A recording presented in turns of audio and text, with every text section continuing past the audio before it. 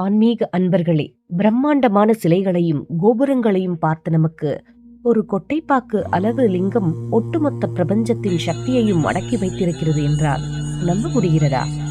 அதுதான் கர்நாடகா மாநிலத்தின் கடற்கரை ஓரம் அமைந்துள்ள திருக்கோக்கரணம் மகாபலேஸ்வரர் திருத்தலம். யார் இந்த மகாபலேஸ்வரர்?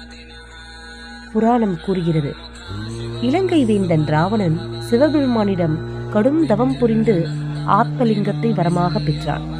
அதை தரையில் வைக்கக்கூடாது என்பது நிபந்தனை.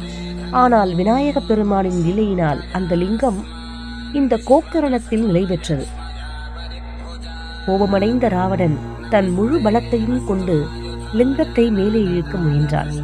அப்போது லிங்கம் பசுவின் காது போல குழைந்து நீண்டது.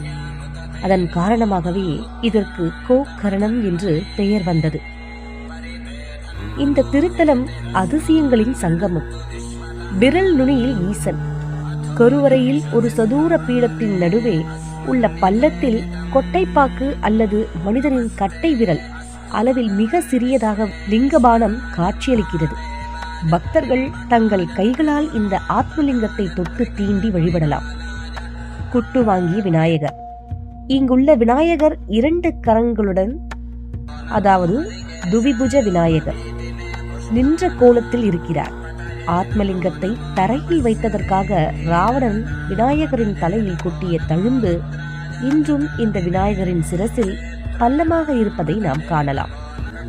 3வது கர்ண சக்தி பீடம். இது தேவார பாடல் பெற்ற 274 சிவாலயங்களில் ஒன்று மட்டுமல்ல, அம்மனின் 51 சக்தி பீடங்களில் ஒன்றான கர்ண சக்தி பீடமாகும். இங்கு அன்னை தாமிரகவுரியாக அருள்பாலிக்கிறாள். 4வது பிசாசு மோட்சம். காசிக்கு நிகரான தலமாக இது போற்றப்படுகிறது. பித்ருக்களுக்கு செய்யும் சடங்குகள் இங்கு மிக விசேஷம்.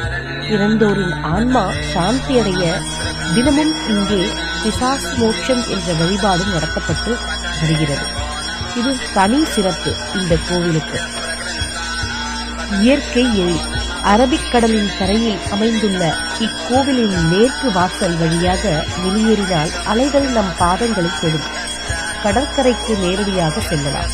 தரிசன நேரம் காலை 6 மதியம் 12:30 மணி வரை மற்றும் மாலை 5 8:30 மணி வரை.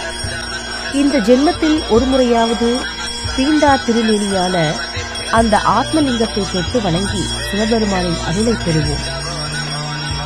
ஓம் நம சிவாய.